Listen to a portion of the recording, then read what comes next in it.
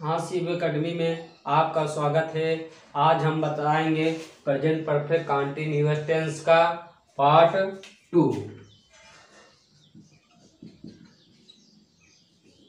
Present perfect continuous tense का part 2 बताएंगे हम। कौन सा पार्ट बताएंगे?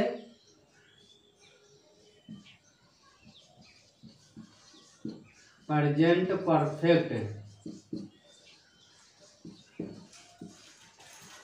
Continuous tense. Present perfect continuous tense का पार्ट 2 हम बताएंगे, जिसमें आपको हम बताएंगे निगेटिव और इंट्रोगेटिव सेंटेंस। आज हम बताएंगे निगेटिव सेंटेंस क्या होता है और इंट्रोगेटिव सेंटेंस क्या होता है। पहचान हमने बता दिया है। जिस वाक्य अंत में रहा है, रही है, रहें आदि शब्द आते हैं उन्हें हम प्रेजेंट परफेक्ट कंटीन्यूअस टेंस कहते हैं। और प्लस उन्हीं के साथ टाइम भी दिया रहता है, जिसमें सिंस और फार का यूज करते हैं। सिंस का प्रयोग निश्चित समय के लिए होता है, फार का प्रयोग अनिश्चित समय के लिए होता है।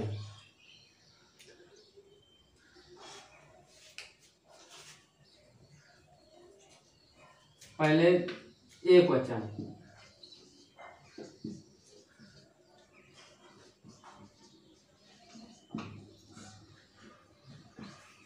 एक वचन क्या आता है आपका? सब्जेक्ट आएगा plus has not been.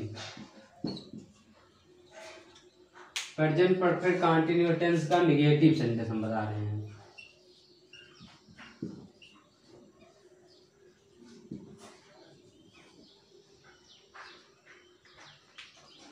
Present perfect continuous tense का निगेटिव सेंटेंस। सबसे पहले सब्जेक्ट आता है, फिर हैज नॉट बीन, वर्ब का फर्स्ट फॉर्म प्लस उन्हीं के साथ आप क्या रहेगा?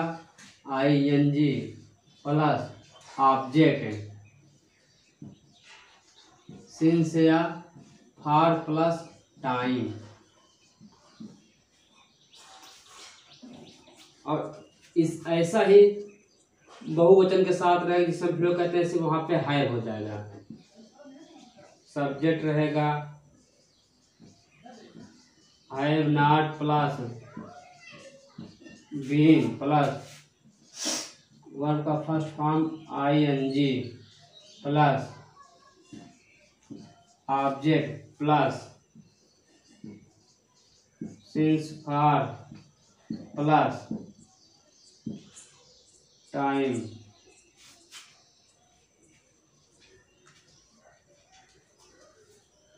सिंगुलर के साथ रहेगा, सब्जेक्ट रहेगा, हैज नॉट रहेगा, बीन रहेगा, वर्ब का फर्स्ट फॉर्म, उन्हीं के साथ ING रहेगा, फिर ऑब्जेक्ट रहेगा, सिंस या फॉर, फिर टाइम, फिर ऐसा प्लूरल के साथ सिंस फॉर या टाइम।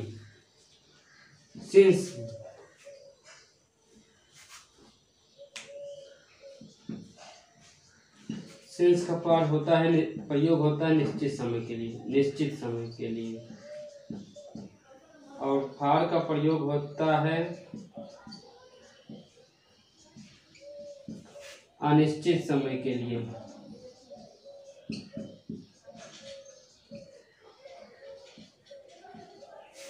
सिंस का प्रयोग होता है निश्चित समय के लिए।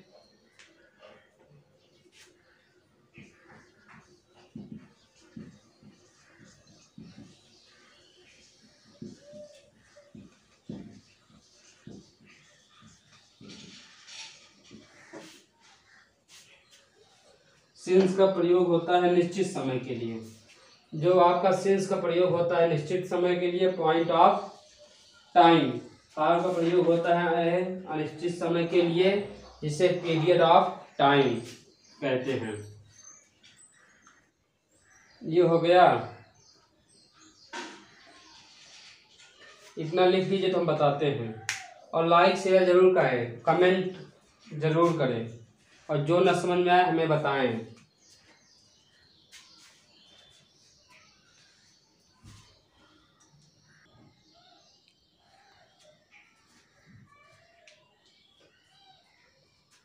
इसे लिख लीजिए, ये आपको हमेशा काम देगा और आपकी फेयर भी बन जाएगी।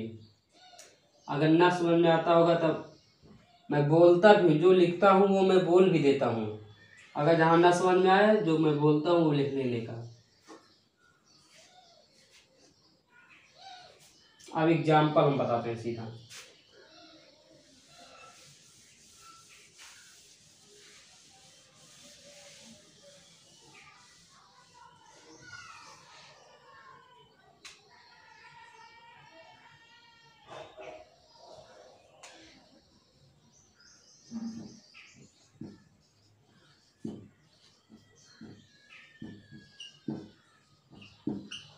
अध्यापक 4 बजे से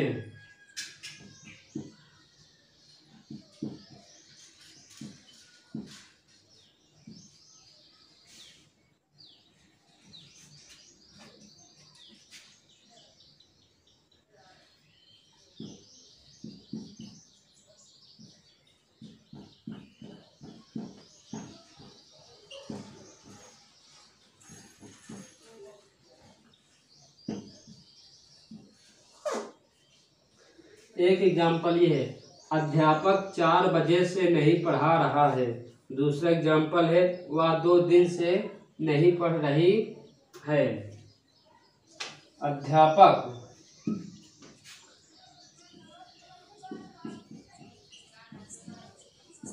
द टीचर, नाम आया तो single sentence, the teacher has not been, subject हो गया हैज नॉट बीन, फिर वर्ब का फर्स्ट फॉर्म साथ आईएनजी, टीचिंग, टीच माने पढ़ाना, टीच मीन्स पढ़ाना होता है, आईएनजी लगा देते हैं। टीचिंग, अध्यापक नहीं पढ़ा रहा है 4 बजे से, teaching since 4 o'clock।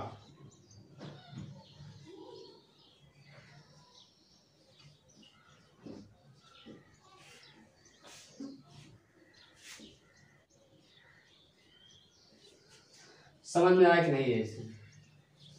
The teacher has not been teaching since 4 o'clock, वह 2 दिन से नहीं पढ़ रही है।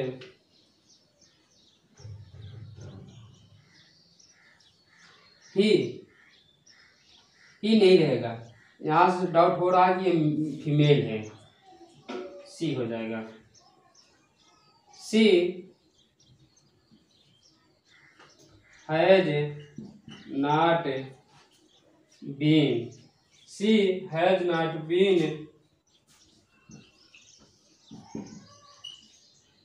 Reading, she has not been reading for 2 days।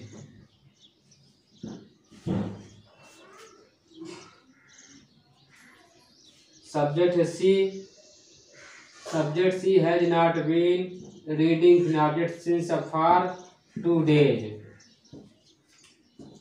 ये आपको होता है प्रेजेंट परफेक्ट कंटीन्यूअस टेंस का नेगेटिव सेंटेंस। आप इसको नहीं लिखते, इसका स्क्रीनशॉट भी ले सकते हैं। ये आपको ट्रिक कहीं नहीं दिखेगा, मैं ये ट्रिक स्वयं बनाता हूँ अपने से, तब मैं बताता हूँ। एक एग्जांपल और बता देता हूँ।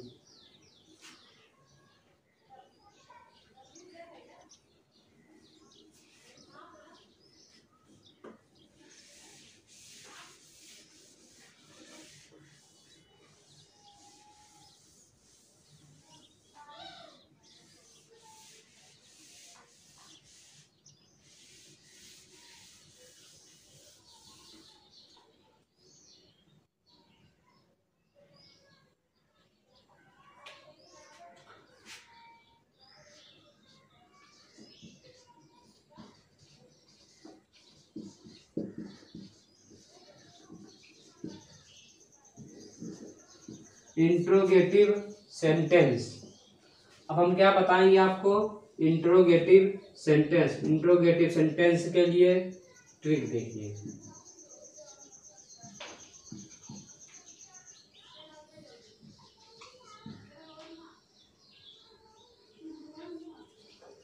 इंट्रोगेटिव सेंटेंस के लिए ट्रिक देखिए, एक वचन के साथ और बहुवचन के साथ क्या प्रयोग होता है।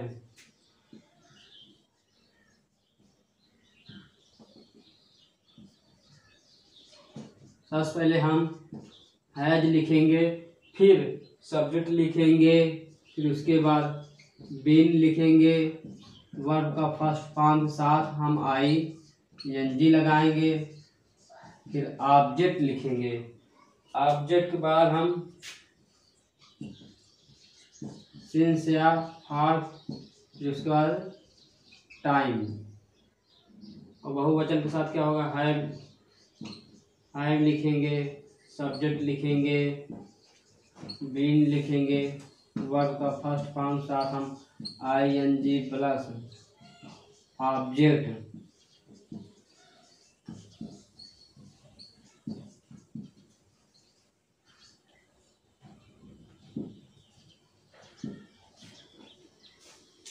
ये रूल चलता है ट्रिक।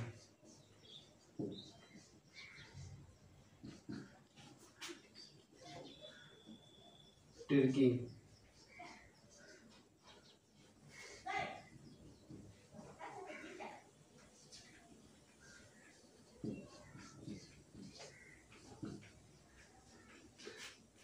सिंगुलर के साथ सब हैज रहेगा, सब्जेक्ट रहेगा, फिर बीन रहेगा, फिर वर्ब का फर्स्ट फॉर्म के आईएनजी, फिर ऑब्जेक्ट, फिर सेंस या फार, फिर टाइम, ऐसा फिर वही सेंटेंस में रहेगा।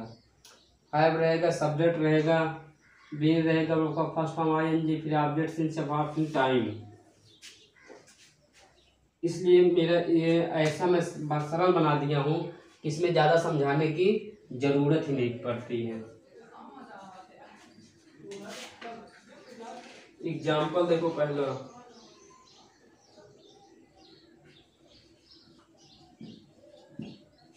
क्या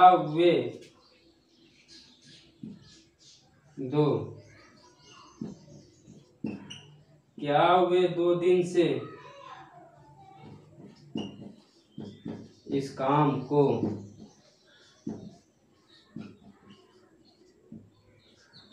कर रहे हैं, क्या वे 2 दिन से इस काम को कर रहे हैं।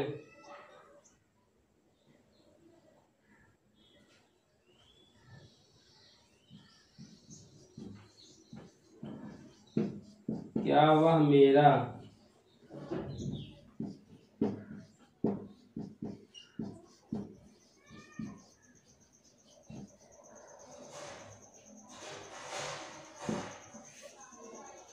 पहला एग्जाम्पल है, क्या वे 2 दिन से इस काम को कर रहे हैं। दूसरा एग्जाम्पल है, क्या वह मेरा सुबह से इंतजार कर रही है। इंट्रोगेटिव पहचानने का तरीका क्या होता है, ये होता है क्या से। जैसे आता है आपका क्या, कैसे, क्यों, कहाँ, etc। हिंदी में रहता है, इंग्लिश में रहता है WH वाले वर्ड। जैसे व्हाट, हु,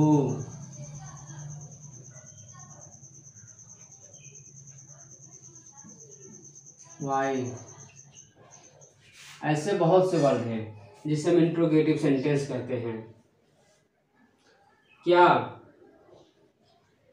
क्या वे 2 दिन से इस काम को कर रहे हैं, क्या होगा,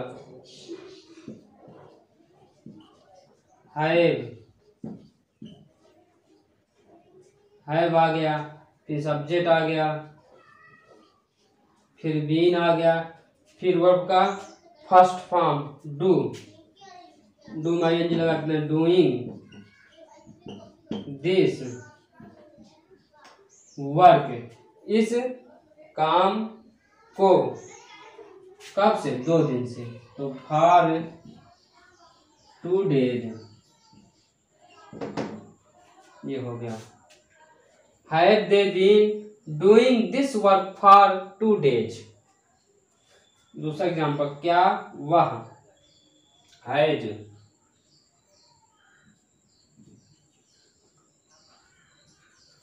has she been, had she been waiting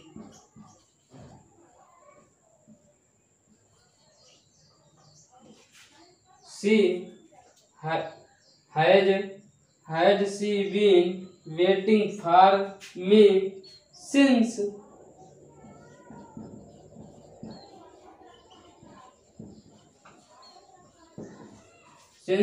morning. अब कुछ बच्चे इसमें कंफ्यूज हो गए होंगे, जैसे ये तो फार है और ये सिंस है, लेकिन हमने बताया था कि सिंस और फार का प्रयोग निश्चित और अनिश्चित समय के लिए होता है। ये जो सिंस है ये निश्चित समय है, सुबह से इंतजार कर रही है। सिंस जो है निश्चित है, सुबह से इंतजार की। जो फार है ये वेट के साथ क्या लेता है, प्रीपोजिशन। इसको हम प्रीपोजिशन बताते हैं। वेट फार, जब किसी व्यक्ति का हम इंतजार करते हैं तो वहां वेट फार चलता है। अगर किसी वस्तु का इंतजार करते हैं तो वहां वेट फार नहीं, वेट साथ टू चलता है क्या, या आन चलता में नहीं, क्या क्लियर है। लेकिन ये क्लियर है, जब किसी व्यक्ति का हम इंतजार करते हैं तो वहां फार का प्रीपोजिशन का प्रयोग होता है। इसलिए ये क्या है आपका, ये आपका प्रीपोजिशन है। ये जो है आपका ये प्रीपोजिशन है। हाँ बच्चे कंफ्यूज मत न हुए कि नहीं सर ये फार और सिंस दोनों एक साथ में नहीं, ये फार है, ये आपका क्या है, प्रीपोजिशन। ये आपका इंट्रोगेटिव भी सेंटेंस समाप्त होता है।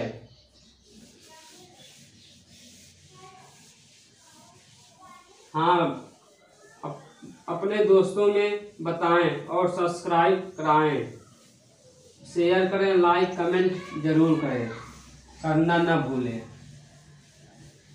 और जो ना आए या जो कम समझ में आए, मैं जैसे आज हमको लग रहा था कि हमने प्रेजेंट परफेक्ट कंटीन्यूअस टेंस में कम मन लगा के बताया हूँ, क्योंकि आज मन नहीं था बनाने का वीडियो में, तब भी मैं सोचा बना लेता हूँ।